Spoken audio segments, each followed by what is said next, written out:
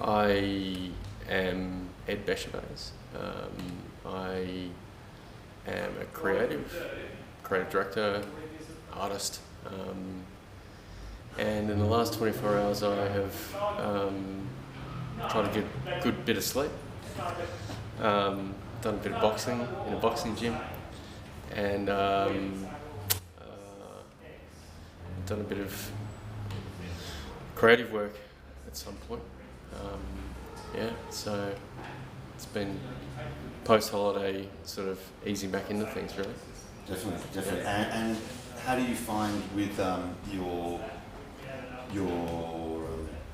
how does the workout coexist with the creative process? Because you've told me you've boxed before, and how did you find that they marry up, and does that do for you? How does that? I think as creative people, we need something to offset like our creativity, like in a pretty constant sort of process. So I think whether you do meditation or yoga or high intensity physical activity, I think something that takes you out of that zone and puts you into a completely different space is a pretty essential key to staying level, because I think creative thinking can kind of get a bit all consuming, and when you think about something too much, you can kind of go into the trapdoors. So I think you have to constantly do a bit of back and forth. Okay. So boxing helps me do back and forth. And do you find that with putting yourself in a position where you're not comfortable, help or bring new ideas into your creative process or into creativity in general? Like they say, if you're comfortable in life, you won't create anything really. And if you're uncomfortable, then you'll create something that's genius. Yeah, look, I think this is absolutely an unfortunate kind of idea that governs a lot of great creativity. I say unfortunate because I think it can come with great opportunity and some cost as well. So I think that sort of concept you're talking about, it's a bit like circuit breaking. You have to circuit break yourself and your own mind and what you've already learned and what you understand to be exact, to keep opening up new avenues and look into the unknown, right? Which is part of what makes for great creative work. It's what we don't quite know yet, but we have a bit of a vision of it because we've gone and we've experienced something. Let's just open our mind up to a new bit. So I think creative people have to keep feeding their definitely feeding their inspiration, but feeding their unknown. It's kind of what keeps you at a bit of a thought leadership sort of level, essentially. Yeah. And at the moment, would you say that you are in a space of where creatively, what is it that you're trying to say through your journey from the beginning to now? Obviously being there, seeing where your journey has led, or what is it that you are trying to say? I think at the moment, I am trying to continue to do what I think makes for great creative work. Yes. Which is actually to figure out what I should be saying about other things. Okay. And I think you can use yourself to figure out what to say about other things. Mm-hmm. But I think that becomes a little bit more about your way to enable something bigger than yourself. Mm-hmm. So the other things are like what the opportunity has in it, or what inspiration people have in them, right? Yes. So it's like I think when you're younger, it's all about you, Yes. and I think as you start to sort of Evolve. and get some life experience under your belt, you realise that it's actually about everything else, and you can help to connect everything else. Document all that. Yeah. So I think even artists play that role, where they're going, they're observing what's happening, in their context, and then they're making something of that and saying something of that, and sure, they're interpreting it, but I think it's it's the time we're living in, it's finding the best in that, I think. Okay. Were you any good at art when you were a kid? Yeah, I mean, like, I've always just prolifically sort of made stuff, like whether that was any good. What did your teachers think? Well, I think there's a lot of again, I think as someone that's sort of creative, life's going in you, and it has to regurgitate itself and put itself back out, and whether it's any good or whether it's just about telling stories or sort of letting that happen. I think some things make more sense than others. Some things work well and are received well and have a bit of a universal appeal, and then other things are a bit more in that interpretation space, coming from your own sort of self, and maybe don't connect quite as well. Oh, yeah. So I think constantly kind of putting ideas out there. You're never going to know what's great and what's not until it's had a bit of airtime. So even just sort of scribbling away, some stuff is just complete nonsense. And would you say that there is with that nonsense that you do, is there anything that other than painting that you do that feeds into your main creativeness? Your main medium, sorry? Because your main medium is... Well, like, I'm a painter. I do drawings, and then I kind of create other things as, like, the moments arise. Some of them maybe have a glimpse and then never happen again. Yeah. But I don't shut myself off to most things. Okay. I think as a creative director, or being like within the creative industry and being an art director, I think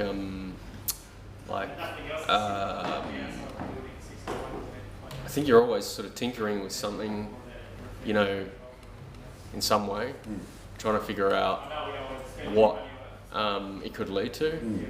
Because I think the thing is that, once you've done something, it is in your toolkit, but it doesn't keep you going. It doesn't get your motor running.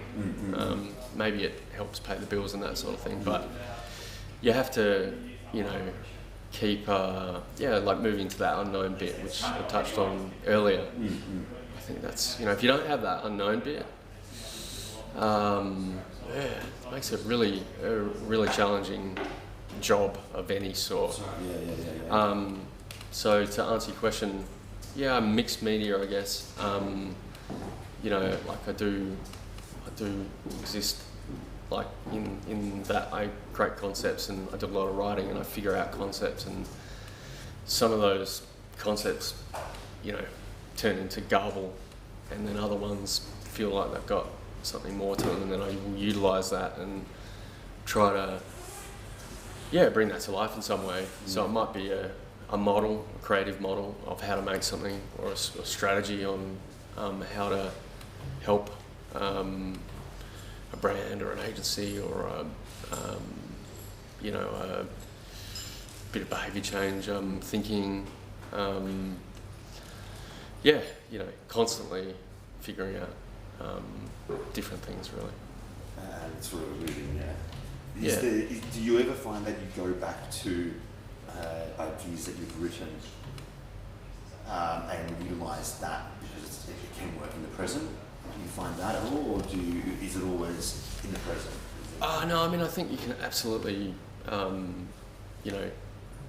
go back and have realisations that things that maybe you didn't quite Makes sense, maybe at the time? didn't quite work, or you dismissed. Mm-hmm.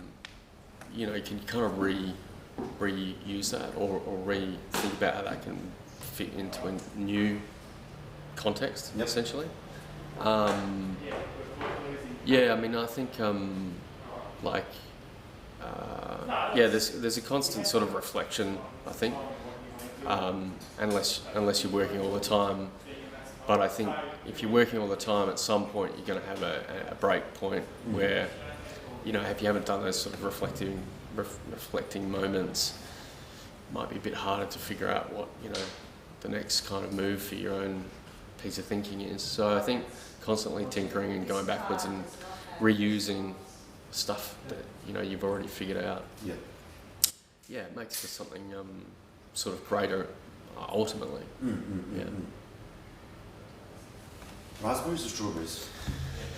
Oh, I reckon probably strawberries. Yeah. Mongoose or Malvern Star? Malvern Star. Malvern Star. Pegs or no pegs? No pegs for me. It's kind of a bit of laziness, really. Okay, so bike riding over skate? Yeah, bike riding over skating. Broken any bones? Broken a few bones. Yeah. How? BMX bike riding, stacking tyres up, face planting. A couple of moments along the way. It's just stupid fun. It's stupid fun. Part of growing up, isn't it? Yeah, I mean, like you gotta have fun, in the mix, without question. And does that part of growing up influence your art, or did it influence your art at the beginning of being, wild and crazy? I think everyone in their younger years is, wants to be a revolutionary. Yeah. Does that have an influence? Do you think how's that progressed from where you were in the beginning to where you are now? I think when you're young, you sort of just like absolutely going for it. You it's sort of like a cross between exhilaration and like living in the present. Yeah. I think that can break a couple of things along the way. Mm-hmm. I think as you get older, you figure out the purpose of things a lot more. Mm-hmm. So I think art plays a role which has multi facets to it. Mm-hmm. I think it can be something that helps to make better sense of things and helps to connect things better and helps to create meaningful parallels where things need meaning and they lack it. Yep. I think it can be intrinsic to a lot of things. Yep. I don't think it's like something that just lives in a vacuum. Yep. I think it's something that you can actually pull apart and use different pieces of in different things. Mm-hmm. So, I think as you figure more and more of that out, it demystifies what it's all for. Because I think, like we all need a level of revolution at certain points. Yeah. But I also think, we have to have those kind of moments of calm and, we've got to find those bridges and it's cross balances. Yes, yes. So for me, yeah, I think it's really figuring out that mixing bowl and what the ingredients are that make it the best it can be. Yeah, right. Can I get a bit of shush, please? Thanks, guys. Influences, and where are the influences from, and who obviously there's a major Picasso influence in your work.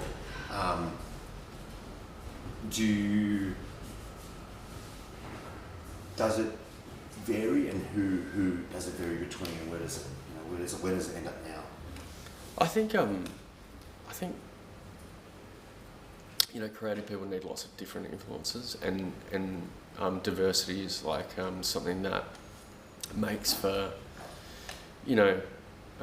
engaging ideas. So like for me, there's definite influences that I've had along the way that are from life experiences. So I've met like urban contemporary artists and like post graffiti artists and people that kind of like play a lot in that sort of hustle space, came from the real hustle art, and I've been into the street art space and So that's where you started. Yeah, I mean it is where I started, and like I think I think what it really adds up to is diverse thinking creates interesting stuff. So yeah, for me it's like obviously there's visual influences, but then there's other creative people that are doing really interesting things that are maybe sort of political or altruistic. I've met creatives that work in not for profit spaces and trying to help mental health, and it all feeds back in to kind of help to create, I think, stories that are like I said, meaningful and help to connect. So in a brief kind of five kind of sentence explanation, what is your story? Well, I think for me, my story is that I'm trying to use creativity for good. I'm trying to help, like I'm trying to use it in a way that helps things to get to a place that they really want to go to. So I sort of see it as a creating a bridge, or like opening people up, or helping the next evolution of something to happen, and helping people to unlock their own sort of inspiration. So I think that's a big driving motivation for myself, is to do that. So whether it's through artwork and people seeing it and getting a sense of pleasure and a bit of joy and being inspired in a way, or working with people and helping them to push what they're doing forward and elevate what they're doing, and allow them to be better creatively, and help them be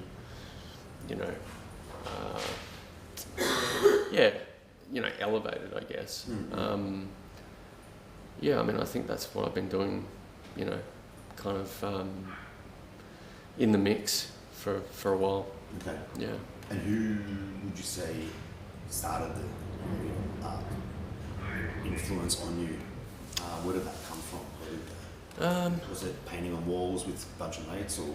Yeah, I think initially it was. I think I grew up with art. With my grandma was like an art historian, so I grew up with like medieval art in around the place, I guess. And then like on my dad's side, we have a number of artists along the way, and for me it was kind of like I couldn't help that I just did it, like sort of a bit like a hose, you know, and figuring out where to point it. So yeah, I mean, like I feel like that's kind of how it's been the whole time, is like the hose doesn't really turn off. Yeah, you just have to figure out how to point it and what to help use it on to grow. Because sometimes you don't know where to point it and it just sort of sprays everywhere. So yeah, I think, you know, I think it's good to have people around you that can help you sort of understand the way to use that, if you like. Yeah, I've just had different and diverse people around me along the way, pretty much. And would you say that the influences from your grandma can be seen in your work now, or there is have the dots connected, and are they still there? Or? Yeah, I think in a way there's, you know, I think there's definite sort of different dots that feel obvious to me, and especially if I do a show and I do a bit of a write-up, different things make more sense. Okay. Like my uncle was my great uncle on my dad's side was an explorer, and I think you know, you've got to have a bit of you've got to have quite a bit of curiosity to go, you know, looking into what things are all about. The unknown. Yeah, it's definitely the unknown, and like so I think those influences become more obvious when you've, you know, pushed something quite hard and then you reflect on it and you write about it or something. You know, it makes more sense. So, but I can't say exactly where it came from. Okay. Yeah, because like both my parents were architects, so